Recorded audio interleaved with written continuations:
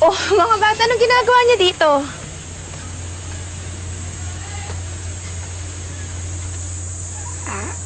Ate Angie, may dala ako sa inyo.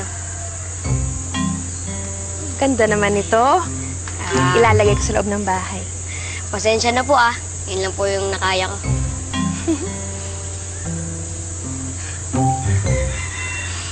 Carly naman, huwag mo naman akong ibisto kay Ate Angie. Baka mamaya may ilang pa siya sa akin eh. Ang cute niyo ng mga bata kayo. Marami po talaga nagsasabi sa akin yan.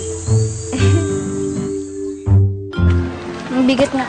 Oo nga. Siguro pang isang linggo na yan. Oo nga. Oh, mga bata, saan kayo galing? Namalengke lang po kami kasi magluluto na po kami ng tanghalian eh. Hindi nga ata kasama yung mga kapatid nyo. Sina Rambo at Girlie po kasi gumora bells kila Ate Angie. Yung nakatira sa Balur sa kabilang kanto. Angie? Sinong Angie? Alam niyo mga bata, tamang-tama nakaluto ng tanghalian. Gusto niyo ako saluhan? Nalulungkot kasi ako kapag mag-isa lang ako. Sige po. Gutom na nga po ako eh. Halika na, pasok.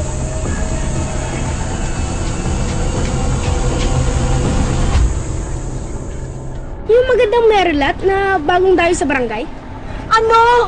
Huwag niyo papuntahin yung mga kapatid nyo doon. Huwag kayong lalapit sa babaeng yun. Ano ba yan? Kailangan talaga Aling Sydney? Ano po ang problema? Manananggal yun! Asan na ba sila ngayon? Nandun pa rin po eh.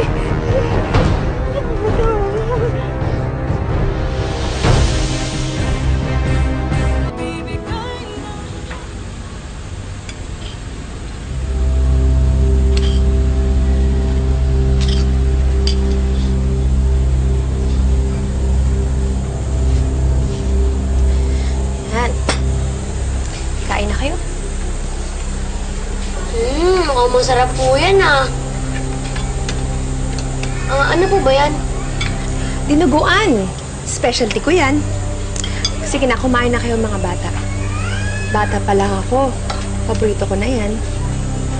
Tulungan ko na.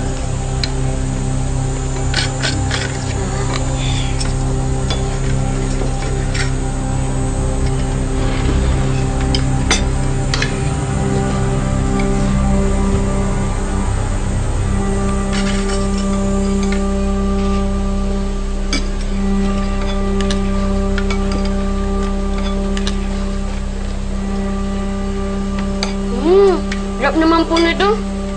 Para po kayo tutong magluto ng dinuguan. Yan ang family recipe ng pamilya ko sa Antique. Namana ko pa yan sa kalolalahan ko. Lahat kami sa pamilya marunong magluto niyan. Alam mo ang sabi ng lola ko? Ang pagkain daw ng dinuguan, nakakalakas ng katawan. Dapat matikman to ni Ate Charis at Apple. Sigurado ako magugustuhan nila to.